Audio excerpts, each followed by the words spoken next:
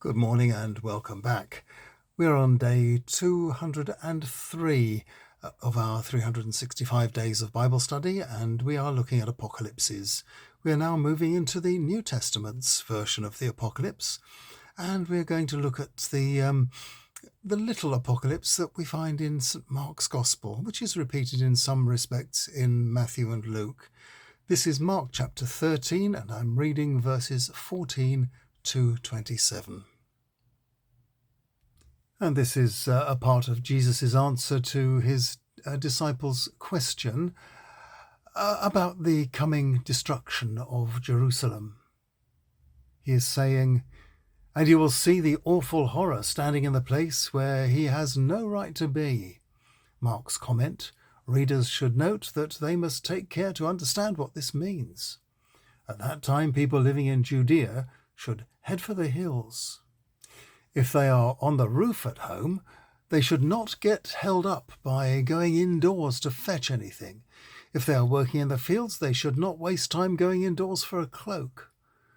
At that time, it will be awful for pregnant mothers and those with small babies. Ask God not to let it be winter when this happens. It will be worse than anything that has happened since creation. Nothing worse will ever happen again. Thankfully, the Lord has shortened how long the trouble will last. If he hadn't, nobody would survive. It was for the sake of his chosen people that he has shortened the time. Then if anyone says, "Look, here is the Messiah," or "Look, there he is," do not believe it. False messiahs and false prophets will emerge. They will stage miracles and wonders, if possible, to deceive the people God has chosen. So keep your wits about you. I have given you this warning in good time. After that troubled time, the sun will dim and the moon will stop shining, stars will fall from the sky, and the orbits of the planets will be disturbed. At which point the Son of Man will appear, coming through the clouds with enormous power and glory. He will send messengers out to the four corners of the earth to gather God's chosen people from one end of the world to the other.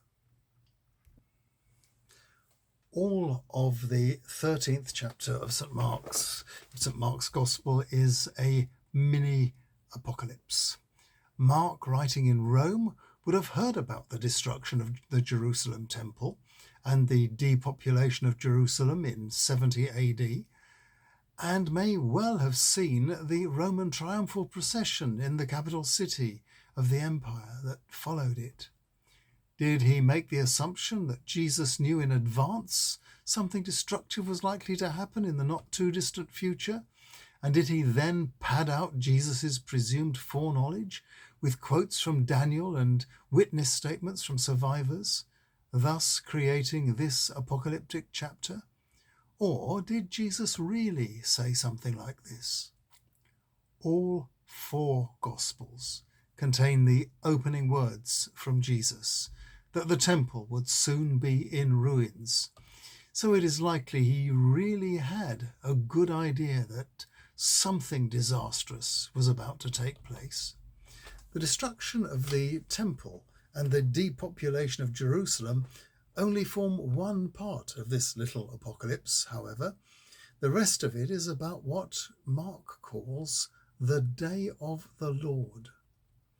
Many Jews were longing for a Messiah of one kind or another, and in my own lifetime, ancient writings have been discovered which date from around this time, the Dead Sea Scrolls, containing the scriptures, records, and expectations of the Essene community. They were longing for a messianic priest and a messianic king. The early Christians believed Jesus to have fulfilled both of these roles. How clever of Mark, or whoever helped him, to draw together this not quite full-blown apocalypse, which contains so many strands of thought, some old, like the awful horror, and some new, like the priestly Messiah king, and weave them into a brief but encouraging narrative, giving meaning to recent disasters and helping new believers to see their way into a brighter future.